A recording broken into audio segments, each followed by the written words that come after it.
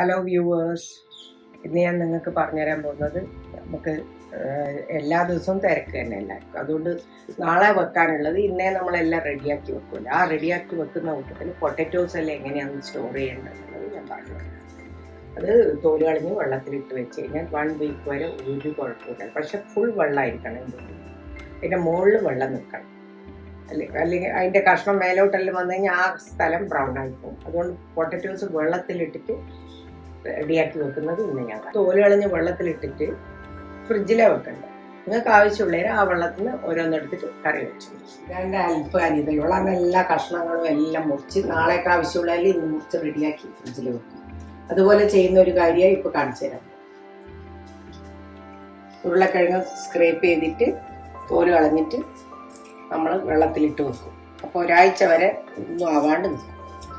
ഇപ്പൊ പെട്ടെന്ന് എടുത്തിട്ട് എന്തെങ്കിലും ഉരുളക്കിഴങ്ങ് ബാജിയോ ഉരുളക്കിഴങ്ങ് തോരനോ ഉണ്ടാക്കണമെങ്കിൽ ആ വെള്ളത്തിന് തോല് കളയാനൊന്നും കാത്തു നിൽക്കണ്ട. ഇപ്പോഴത്തെ കുട്ടികൾക്കെല്ലാം ഭയങ്കര തിരക്കല്ലേ, അപ്പോൾ ഇത് വേഗത്തിൽ തീർക്കാൻ പറ്റും പണി. ഇതിങ്ങനെ ചെയ്തിട്ട് വെള്ളത്തിലിട്ട് നമ്മൾ ഫുഡെല്ലാം വരുന്ന കണ്ടെയ്നേഴ്സ് ഇല്ലേ നീളമുള്ള, അതിൻ്റെ അകത്ത് ഇട്ടിട്ട് വെച്ചാൽ അതിനെ ഇത് ചെയ്യും. ഇങ്ങനെ തോല് കളഞ്ഞിട്ട് അത് കഴുകണം. കഴുകി വൃത്തിയാക്കിയിട്ട് നല്ല വെള്ളത്തിലാണ് ഇട്ട് വെക്കേണ്ടത് ഫ്രിഡ്ജിൽ. വനിത അത് കഴുകിയിട്ട് വന്നു.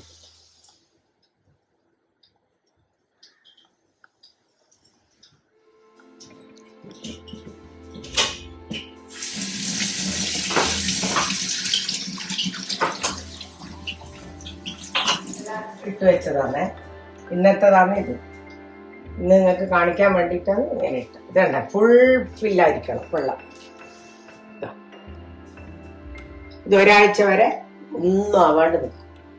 ഇടക്കിടക്കൊന്ന് ആ വെള്ളം മാറ്റി കൊടുത്താൽ